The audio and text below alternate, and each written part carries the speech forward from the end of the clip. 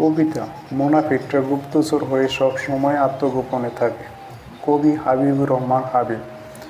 মুনাফিকরা গুপ্তচর হয়ে সব সময় আত্মগোপনে থাকে, সকল ধরনের সুযোগ সুবিধা পেয়ে অল্প দিনে ফুলে ফেঁপে ওঠে। মুনাফিকদের মুখে মধু, অন্তরে বিষ সহজে বোঝা যায় না এরা যে কত বড় বিশ্বাসঘাতকতার বীজ।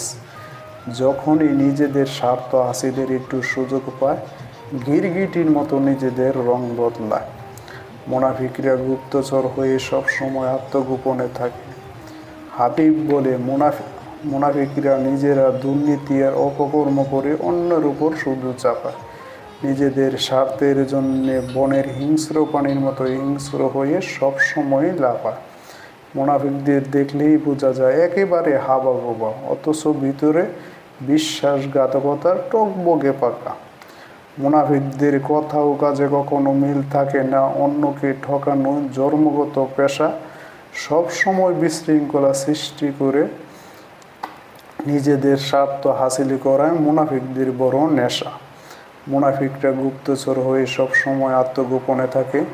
মুনাফিকরা মানবতার কথা বলে সাধারণ মানুষের অনুভূতিকে নিয়ে খেলা করে। মুনাফিকরা প্রকাশ্যে যতই দেখা সাধু, অথচ ভিতরে ভিতরে শয়তান দ্বারা তারা কাবু। ইহুদি ও কাফেরের চেয়ে মুনাফিক অধিক ভয়ঙ্কর বলে গেছেন নবী হযরত মুহাম্মদ সাল্লাল্লাহু আলাইহি ওয়াসাল্লাম।